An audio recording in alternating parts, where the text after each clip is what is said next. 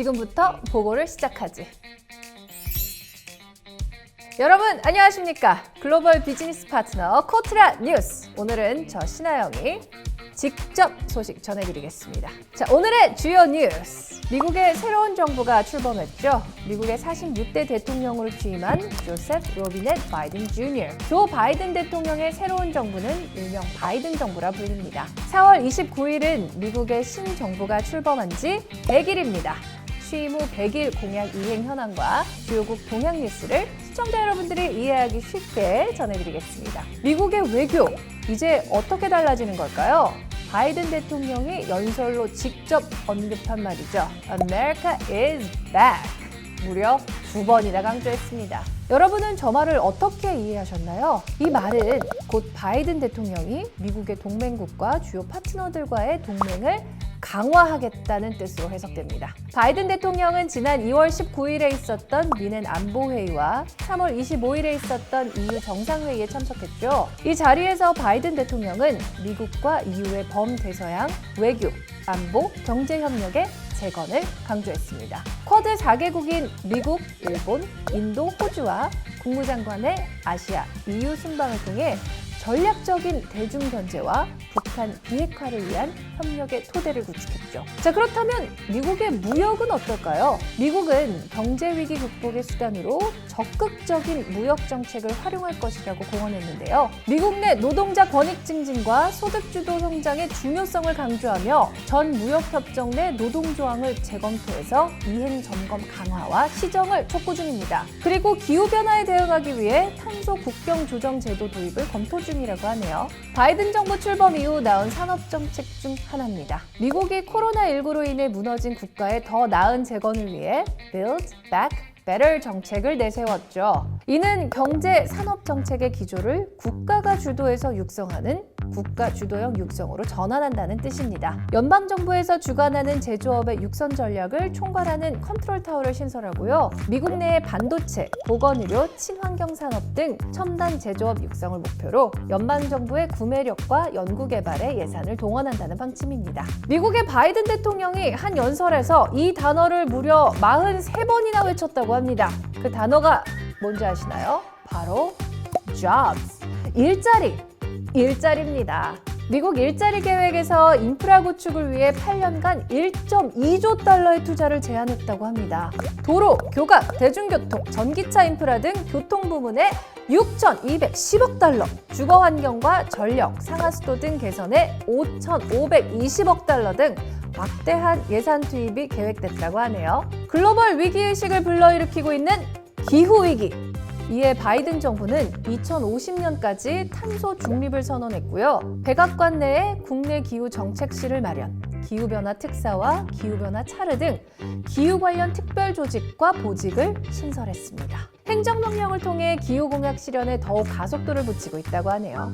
여러분, Buy American이라는 말 들어보신 적 있나요? Buy American이라는 건 미국 정부가 미국산 물건과 서비스를 쓰도록 하는 원칙입니다. 이로 인해 미국산 부품 비율의 기준은 상향 조정됐고요. 때문에 외국 제품과 입찰 경쟁 시 미국산에 제공되는 가격 특혜가 확대 조치됐습니다. 바이든 정부의 국정 지지도 여러분들은 어떨 것 같으세요? 퓨 리서치에서 지난 4월 5일부터 11일까지 실행한 전국 여론조사에 따르면 바이든 대통령의 국정 수행에 대한 긍정 의견은 59%였고요. 반대 의견은 39%였습니다. 월스트리트 저널이 실시한 설문조사에서 경제학자들은 올해 미국의 GDP 성장률을 6.4% 수준으로 예측하면서 1983년 이후 최고의 기록이 될 것이라 전망하고 있습니다. IMF, OECD 등 국제기구도 바이든 정부가 1.9조 달러의 재정 투입으로 경기 부양 효과를 기대하며 올해 미국의 GDP 전망을 일제히 상향 조정했는데요. 현재 바이든 정부는 정부 주도형 정책으로 기존의 시장지상주의를 대체하고 선명한 케인지안 의제로 선회할 계획이라고 합니다. 신정부에서 선회한 케인지안형의 국가주도 산업 육성 정책의 실효성에 대해서는 재고해봐야 한다는 여론도 있다고 합니다. 지금의 신정부는 미국의 국제 리더십 복원을 위해서 동시에 국제주의를 주장하고 있습니다. WTO 등 다자체제를 존중하고 동맹국과의 협력을 강화하며 개도국 개발 지원을 확대하는 등으로 말이죠. 그러나 바이든 정부의 자국 중심의 경제, 산업 정책과 글로벌 협력을 중시하는 외교 정책, 이 두 정책의 양립 가능성 여부에 대해서는 신중하게 바라봐야 한다는 의견이 존재하고 있습니다. 디커플링, 즉 탈동조화는 한 나라의 경제가 그 나라와 연관이 많은 국가와 다르게 독자적으로 움직이는 현상을 말합니다. 미국은 현재 기후, 이란, 북핵 등에서 중국과의 공통이해가 만들어질 수 있겠습니다. 하지만 이와 달리 인권 등 핵심 이해 충돌을 극복하기는 어려울 것이라 평가받고 있죠. 결국 바이든 정부에서도 301조 관세, 수출, 투자 규제, 금융시장 참여 제한 등 트럼프 정부의 대중 견제 수단을 해제할 가능성은 낮아 보입니다. 그렇다면 바이든 정부가 우리나라에 끼치는 영향은 어떨까요?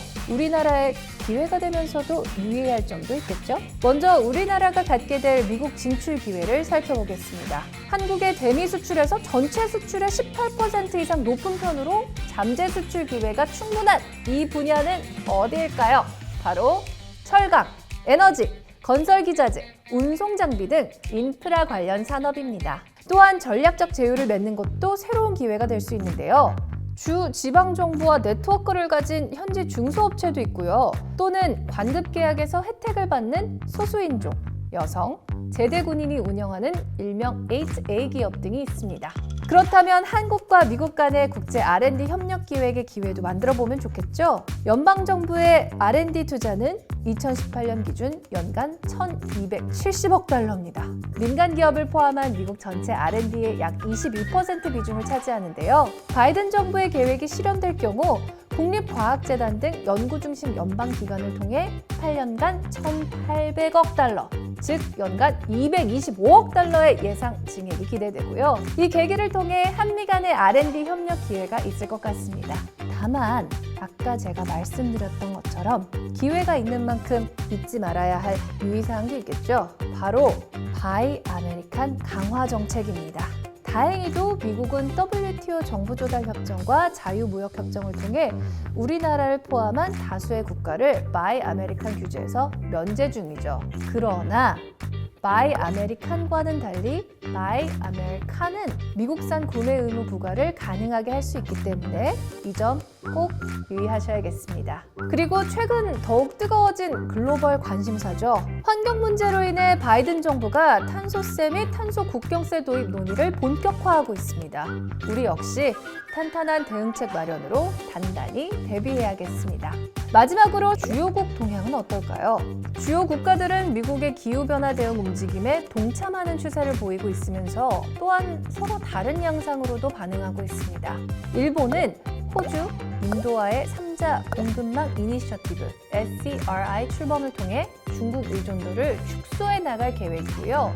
유럽은 미래 핵심 산업 공급망 자립화를 위한 EU 공동 관심 분야 주요 프로젝트 IPCEI를 연장할 예정이라고 합니다.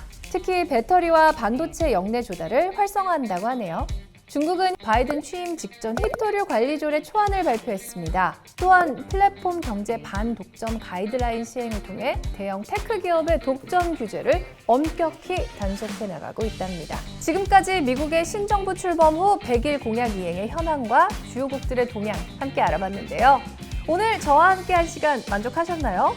더 자세한 내용이 궁금하시다고요? 자, 그렇다면 보다 세부적인 사항은 코트라 해외시장 뉴스에서 해당 보고서를 확인해 주시길 바랍니다. 지금까지 신하영이었습니다.